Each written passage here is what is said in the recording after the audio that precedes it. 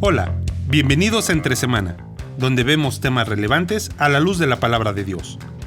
Al final del episodio anterior, hablamos de la autoridad del líder en la iglesia. Pero, ¿qué sucede cuando hay abusos de esa autoridad? ¿Cómo identificar los focos amarillos que nos alertan sobre el abuso espiritual? Te invito a que continúes con Alex y Marcelo en esta plática.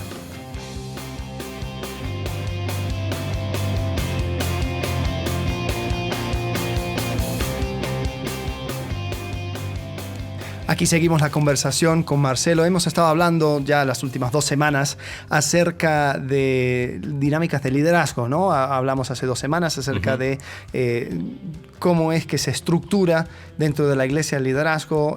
La semana pasada hablamos acerca de la autoridad o la función del liderazgo. Y ¿sabes una de las razones por la cual hemos estado hablando tanto acerca del liderazgo? Porque estamos hablando en un sentido mayor. Nos quedamos pegados ahí, ¿no? Sí, hemos estado hablando acerca de las prácticas de la iglesia, pero la verdad mucho se define por cómo es el liderazgo. O sea, y mucho se puede ir apuntando a eso y las formas de liderazgo. Y hablamos la semana pasada, ¿no? Acerca de cómo se maneja, cuál es la función del liderazgo. Y ahí quedó algo así picando hacia el final del episodio. Picando, y porque hay un lado B de las cosas, ¿no? Porque nosotros hablamos de cómo se debe de llevar bien, pero muchas veces no se lleva bien la función del liderazgo. Y específicamente en el sentido del ejercicio de la autoridad delegada. Sí, ¿no? Sí.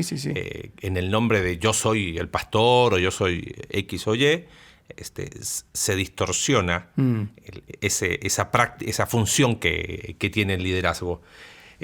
¿Qué nombre se le da a esto? Pues ahí se daría un nombre fuerte. Sería abuso. Abuso de autoridad, abuso de liderazgo, abuso espiritual.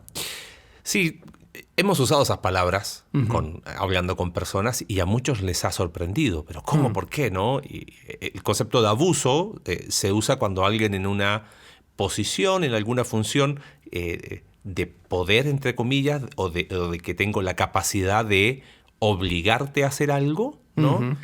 Te coacciona para que lo hagas. Entonces hay abuso emocional, hay abuso verbal, abuso físico, abuso sexual. Entonces, pero ¿dónde entraría el concepto de abuso espiritual? ¿Cómo sería una definición sencilla? Sería la persona que ocupando una función, no necesariamente puede ser el pastor. O sea, muchas veces se da por el pastor, pero puede ser también la persona que está discipulando a otros. Entonces, sí, definitivamente. Hay muchas capas, muchos niveles donde se puede dar el abuso espiritual. Bueno, tenemos aquí una definición. El abuso espiritual, pusimos, es el maltrato hacia una persona que tiene necesidad de ayuda, de apoyo o de mayor poder espiritual, lo que resulta en el debilitamiento, el menoscabo o el decaimiento del potencial espiritual de esa persona. A ver, explíquemelo. El concepto es maltrato, español, ¿no? Esta es en un libro bien interesante que se los recomiendo, se llama El sutil poder del abuso espiritual, muy interesante, está en español. Ellos hablan de que es ese maltrato hacia alguien que está diciendo yo necesito ayuda y en vez de recibir la ayuda es maltratado. ¿No? Entonces esa persona termina o peor que antes, termina debilitada espiritualmente, termina con un concepto de sí mismo peor que el que tenía antes y no recibe la ayuda. Pero en términos más sencillos, ¿cómo definiríamos abuso espiritual? Cuando yo, específicamente el apellido, abuso espiritual, sí. Cuando yo en el nombre de Dios te obligo a hacer algo que va contra lo que Dios dice. Podría ser, sería obligar a una persona a hacer algo en el nombre de Dios para mis propios fines. Para mis propios fines, ¿ok? Yo así lo definiría. O para mis propios fines, y a ver, no para mis propios fines, pero sería abuso espiritual que yo obligue me coloco como ejemplo, ¿no? Que yo obligue a alguien a hacer algo donde la Biblia no es autoritativa para hacerlo, pero lo hago en el nombre de Dios. Yo soy pastor y te prohíbo que escuches esa música, no sé. Y te lo prohíbo porque soy pastor. Claro, no es en beneficio mío. Claro. Sería en beneficio de mi control. Pues sí, y esa es la cosa, porque es muy sutil. Son pocas las personas que dirían, no, sí, claro, esto lo estoy haciendo porque claro. Ser pastor es un negociazo, ¿no? Bueno, a ver, no es un negociazo, ¿no? Pero si uno empieza a pensar dónde se da, cuál sería un caldo de cultivo, un lugar propicio para abuso espiritual, toda esta teología de la prosperidad de alguna forma encierra un abuso espiritual. Porque haz esto porque, en cambio, y vas a recibir esto, y yo, humano, te lo prometo en el nombre de Dios. Sí, uno toma, se pone como vocero de Dios diciendo cosas subjetivas, cosas que... Y por eso es tan peligroso este concepto de profetizar, de dar nueva revelación, de decir algo que en ningún otro lado se encuentra, sino en la boca de la persona que lo dijo. Porque coloca en la persona una autoridad de Dios. Y a veces yo veo y digo, ¿cómo puede ser que esta persona por tele dijo, pon tu mano arriba de la televisión y envía tu dinero y te digo que tú vas a recibir 10 por 1? Claro, y lo peor son las personas que lo hacen. Sí. Y lo hacen convencidos de que es algo correcto, porque los sistemas abusivos, en cualquier sistema abusivo, los psicólogos lo han demostrado, en cualquier sistema abusivo, la persona abusada empieza a distorsionar la realidad y dice, bueno, si lo dijo en el nombre de Dios, en el caso del abuso espiritual, será cierto. Sí. ¿No? Y cuando no sucede, ¿quién se lleva la culpa? Dios. O la persona que dice, a lo mejor lo hice sin fe, también, o lo hice sin esto. Ahora, ¿dónde más? O a lo mejor algunos ejemplos prácticos, ¿no? Abuso espiritual se puede dar a veces cuando, no sé, este líder, no necesariamente el pastor, dijimos, ¿no? Utiliza esa posición espiritual para controlar o dominar a alguien. Hay una necesidad enfermiza de control a todo nivel, ¿no? Claro. Y es como, porque se ha entendido, humanamente hablando, en una cosmovisión humanista de la vida, que control es poder, o que control es grandeza, y Jesús pateó la mesa y dijo, grandeza, servicio. Pero ese es episodio de otro, ¿no? Pero ¿cuántas personas, porque ese deseo de control, y a ese deseo de control lo único que responde es a esos miedos profundos, ¿no? Le dice a una persona lo que tiene que hacer, y ese es el punto, para aclarar, lo hace en el nombre de Dios. Sí. Por eso los sistemas abusivos espirituales se pueden dar hasta en un hogar. Un padre que quiere controlar a sus hijos en el nombre de Dios, pero los quiere controlar en el nombre de Dios, pero para su propio beneficio, claro. Y no con la escritura abierta, hablando de responsabilidades claras que la Biblia habla. ¿En qué otro caso se da a veces o que promueve, ¿no? O es tierra fértil para abuso espiritual? Bueno, creo que definitivamente a la medida que el pastor o el líder se va volviendo punto de enfoque, ahí es donde también va creando un cierto terreno para el abuso espiritual. ¿Por qué? Porque la necesidad de las personas, si bien uno comienza siendo el medio, diciendo yo voy a ser la persona que Dios va a usar para llegar a tu vida. Está bien, tal vez comienza de una manera sincera. De cierta forma se vuelve adictivo y uno quiere ser ese punto de enfoque. Claro. Entonces, cuando ya tal vez Dios levanta a otras personas para también apoyar en esa obra, ya hay celos y hay un deseo de concentrar el poder. Espíritu de Saúl. Ajá, ¿no? Sí, no, totalmente. Y tal vez para descalificar a la otra persona o para asegurarse de que esa persona se vuelva el centro, se empieza a decir cosas. No, mira, pero a ver, ¿quién le vas a escuchar? Claro. ¿El que ha sido pastor por 20 años o este pequeñito? Diríamos entonces, pensando en identificar síntomas de forma preventiva. ¿A qué me refiero preventiva? Tú decías recién... yo creo que cuando se da ya un sistema abusivo tóxico, es difícil salir, pero sería algo que uno dice, es obvio, ¿no? Pero ¿qué sucede antes? ¿Qué son esos farolitos amarillos? Claro. Esos foquitos amarillos que dicen, aguas, como dicen acá en México, ¿no? Cuidado, advertencia. Acabas de decir uno, ¿no? Un énfasis en el líder, una idolatría del líder, del pastor, una iglesia pastorcéntrica, donde la última palabra, si él no levantó el pulgar arriba o bajó el pulgar, no se hace. Ese sería un terreno fértil. Sí, yo creo que sí. Un foco amarillo es si todas las decisiones, absolutamente todas las decisiones, tienen que pasar por esa persona. Cuidado. Porque es una manera de ser el embudo del control. ¿Sabes que me acordé de una frase otra vez? Don Howard Hendricks y el otro Warren Wiersbe, ¿no? Hablábamos de Howard Hendricks la semana pasada. Don Warren Wiersbe en una de sus reflexiones decía los cuellos de botella suelen estar arriba. Entonces él decía, cuidado con volverte un obstruccionista santificado o algo así. O sea, decía, a veces la persona que Dios la tiene en una posición de autoridad termina siendo ese embudo. Pero decía, por eso, el cuello de botella está arriba. Sí. Y terminan frenando la iniciativa espiritual que tienen las otras personas, ¿no? Ok, ese sería un foco. Yo diría que sí. No necesariamente uno decir, entonces es un abusador, ¿no? Exactamente. Qué bueno que lo aclara, porque no estamos diciendo acá, vean. Claro. ¿No? Veamos, todos. Eso es gasolina en el piso. Ajá. Tal vez no hay incendio todavía, pero solamente gasolina. Se tiene que dar las condiciones ideales y se puede crear un problema. Y sabes, con esto de idolatría del líder pasa podemos relacionar otro concepto, falta de límites sanos en las relaciones. Porque cuando se idolatra al líder, hay dos posibilidades. Si eres del círculo del líder, ¿ok?, te vuelves codependiente de él, entonces haces lo que el líder diga y todo le preguntas y todo lo haces. Pero empieza a crecer la iglesia y no todos son parte de ese círculo. Claro. Entonces se genera una relación con, en vez de tener, en la otra no hay límites, ¿no? Y en esta hay un muro enorme, ¿no? Porque es como, allá está el líder, ¿viste?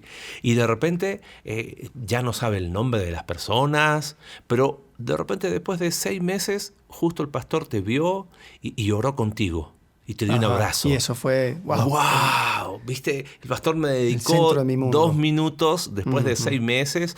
Wow. Claro, la idolatría engendra esos dos peligros. Entonces empieza a haber una falta de límites claros, ¿no? Y eso, otra vez, no es, a lo mejor, es gasolina. Sí. Falta, como dijiste tú, falta la chispita. Sí. ¿Qué otro foco amarillo? Otro podría ser las reglas institucionales, las cuales no se hablan. Reglas tácitas, sí, ¿no? De esto no se habla. No cuestiones, no hables, no opines. Cuidado con hacer esta pregunta. Entonces, cuando tiene que haber un segundo entrenamiento, cuando la persona que llega, entra al ministerio, ok, mira, estas son todas las reglas explícitas, pero a ver, mira, te voy a explicar cómo funciona la cosa, ¿verdad?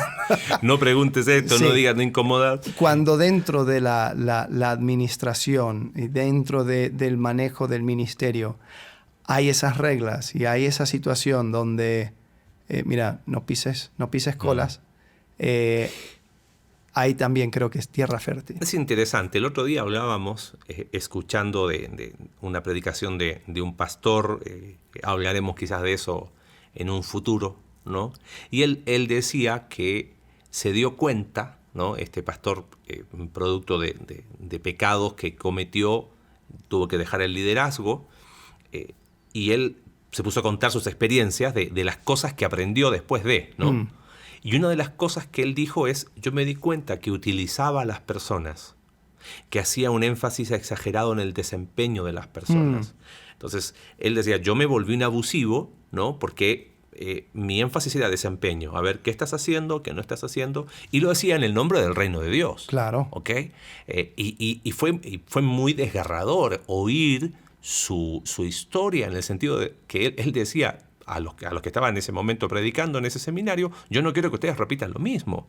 Y decía, una de las cosas que hacía era, yo no permitía preguntas, o si alguien, o hacía así, era general. ¿Alguien tiene una pregunta? ¿Nadie? Listo. Pero nadie se animaba a decirme cosas, decía él, porque tenían miedo, ¿no? Y cuenta esa experiencia, no sé, Claro, ¿te sí. acuerdas? Dice, ¿no? A ver, ¿alguien quiere decirme algo? Nadie le decía nada. Y hasta que le dijeron, a ver, cuando fue en todo su proceso de restauración, dijo, vas a ir a la gente de tu equipo y le vas a decir que ellos te digan las cosas que se guardaron y que no te dijeron, Ajá, ¿no? sí. A la primera nadie dijo nada. A la segunda, creo que en la mitad, a la tercera todos hablaron. Sí. Y ya expresaron eso, que se sentían usados, pero no se lo decían. Y ahí donde los sistemas abusivos se vuelven tan peligrosos, ¿no? Porque empieza esta codependencia y la persona no es capaz de decir, hey, basta. Sí. Paro, no salgo de ahí. Si pasa a todos los niveles de abuso, ¿cuánto más en el abuso espiritual que es en el nombre de Dios? Entonces la persona dice, ¿seré que estaré mal yo? A lo mejor yo estoy mal. Y ahí viene otro Sí, muchas veces foco no se dan amarillo. cuenta hasta años después. Uf, años después. Y Sí, probablemente a lo mejor... Se me hace que eso, lo que viví no estuvo bien. Y puede ser que a lo mejor, escuchando el episodio, personas digan, oye, yo viví eso, ¿no? Y no me había dado cuenta. Sí, sí. Otro foquito amarillo, pensando en algo que dijiste recién, el concepto de usar vergüenza y culpa, ¿no? Para controlar, para manejar. Claro, como hay un énfasis exagerado en desempeño, no cumplo el desempeño, me da vergüenza. La pena, como dicen acá en México, se descalifica a las personas públicamente.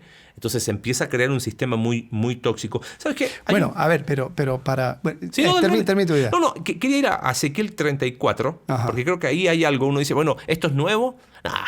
No, Nada sí, nuevo, claro. ¿no? Para nada. Solamente lo leo rápido. Ezequiel dice, ahí vino mi palabra de Jehová diciendo, hijo de hombre, profetiza contra los pastores de Israel. O sea, habla a los que deberían... a los que estaban en el liderazgo, profetiza y di a esto a los pastores. Así ha dicho Jehová el Señor. Hay de los pastores de Israel. Hay siempre juicio, en el Antiguo Testamento, sobre todo en libros proféticos. Juicio para ustedes. ¿Por qué? Dice, que se apacientan a sí mismos. O sea, lo que decíamos, ese egocentrismo. Claro. ¿No? Después dice, ¿no apacientan los pastores a los rebaños? Pregunta retórica, obvio que sí. Pero ustedes, dice, coméis la grosura y os vestís de la lana. O sea, se apacientan a ellos mismos, ¿no? Buscan su propio bien. Ahí usan a las personas, ¿no? Para sus beneficios. O a lo mejor, a ver, rasquemos algo de eso. Porque a veces en estos sistemas abusivos, lo hago en el nombre de Dios. Énfasis en el desempeño, pero para el reino de Dios. Pero el reino de Dios igual a mi reino. Mi reino, claro. El reino de mi iglesia, el reino de lo que yo estoy construyendo.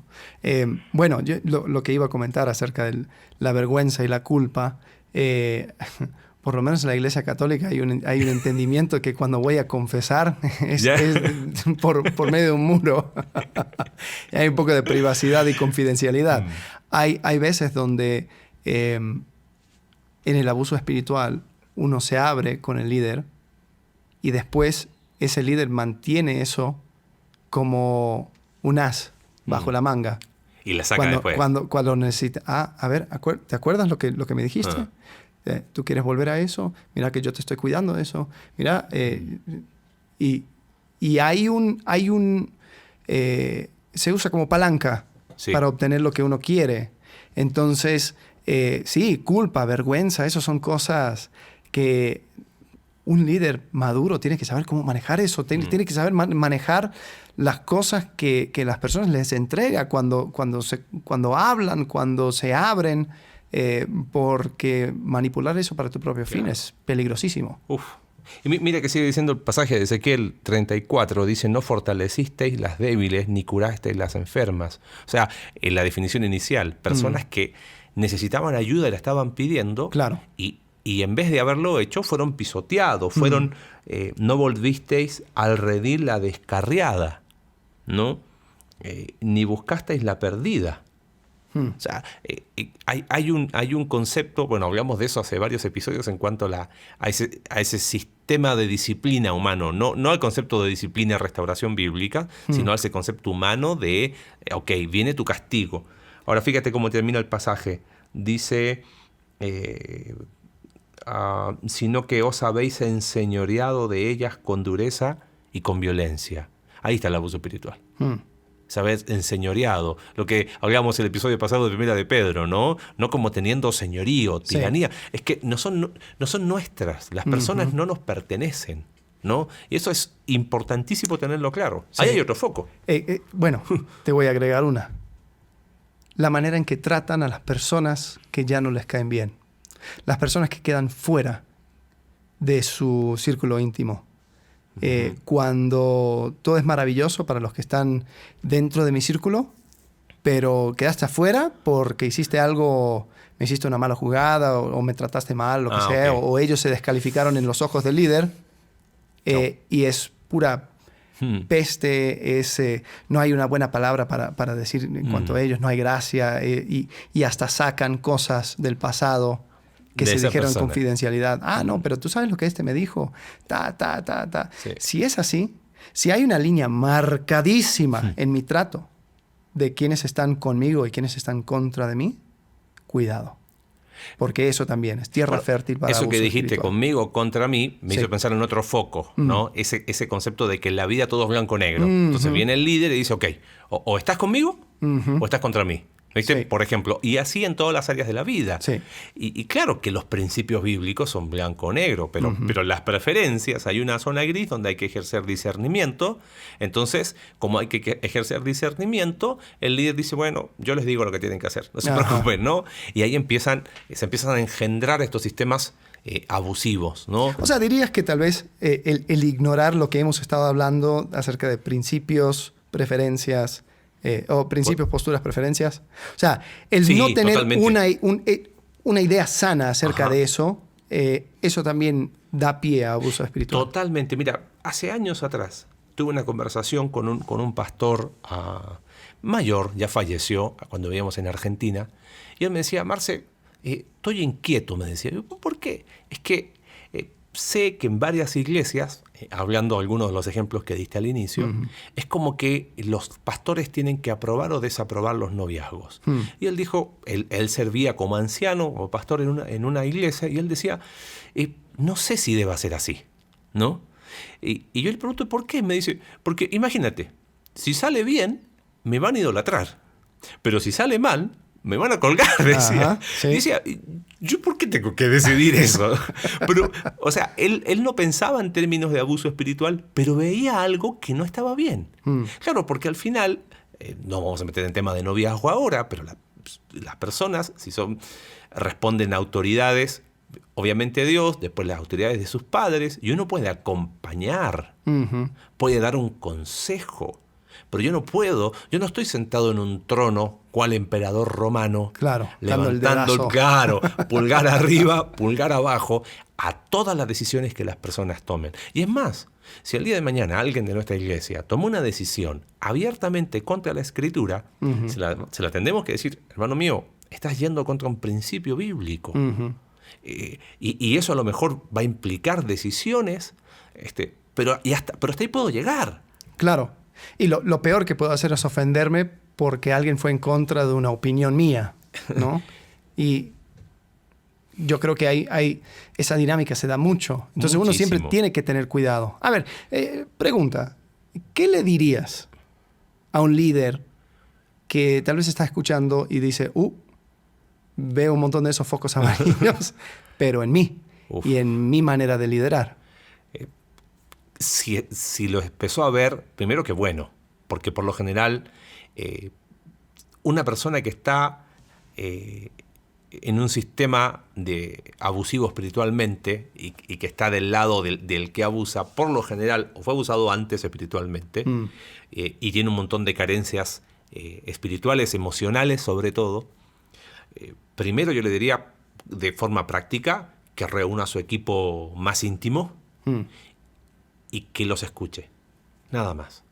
Y como contábamos recién en la historia, probablemente que a la primera no le van a decir nada, pero que les diga, a ver, díganme qué cosas, no qué cosas han visto malas en mí, porque te van a decir quizás, no, ninguna, no, qué cosas quisiste decirme y no te animaste a decirlo.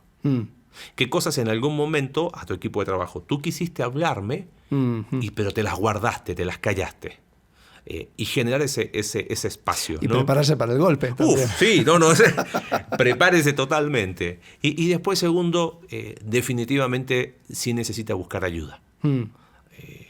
Porque no pasa tanto por, anda y pide perdón, que lo tendría que hacer, ¿no?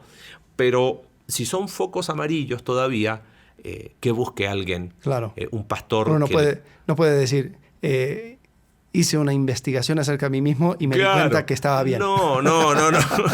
Me investigué y salí bien. ¿Quién podrá entender sus propios errores, ¿no? Salmo 19. Entonces, que se acerque a alguien. Que en lo posible que tenga un par de añitos más, que sea obviamente un hombre espiritual, pero que busque ayuda. Un hombre que quizás entienda el contexto. Sí, ¿no? Totalmente. Porque hay veces donde queremos buscar una persona que no sabe nada del contexto y yo darle el contexto. Y ya sabes, la máxima, siempre nos vendemos bien. Siempre. Entonces es más complicado. ¿Y qué le dirías a una persona que quizás está del otro lado? Escucha y dice, oye, yo estuve en una iglesia donde entonces eso se llamaba abuso espiritual, o aún sigue estando, sí. ¿no? En dinámicas tóxicas de abuso espiritual. ¿Qué palabras podrías quizás compartir con ellos? Bueno, tal vez primero si uno está en una dinámica, identifica una dinámica en la cual está actualmente de abuso espiritual, sería sano alejarte de esa dinámica. Tal vez buscar otra iglesia. Esa tal vez sería otra pregunta para otro día. ¿Cuándo es correcto salir de la iglesia en la cual estás? Pero yo creo que abuso espiritual sería una de esas razones. Porque el punto de enfoque no es Dios. El punto de enfoque es la persona, es el líder que está tratando de manipular las cosas para su propio beneficio. Dos, si eso ha sido el caso, tal vez no volverse cínico. Uno de los peligros más grandes es volverse cínico contra absolutamente todos, incluso contra Dios. Como todo se hizo en nombre de Dios, claro, es muy difícil distinguir. He escuchado y leído acerca de cientos de personas que dicen, no, yo crecí evangélico, fundamentalista y no sé qué, no sé cuánto, y ahora es la persona más perdido y negando a Dios. ¿Pero por qué? Porque tuvo personas en su vida que hablando en nombre de Dios simplemente trataron de controlar la situación. Y cuando hablas en nombre de Dios y la cosa no va bien, el que culpa a la persona es a Dios. Es a Dios. Entonces, que no se aleje de Dios. O sea, y que no meta a todos en un mismo sí, en un o sea, mismo entender saco, de que ¿no? así no es Dios, ¿no? El que no escatimó ni a su propio hijo, como no nos dará con todas las cosas. Entonces, entender eso, ¿no? Y también reconocer de que el que tiene la responsabilidad de hacer la obra del ministerio es uno. Ajá.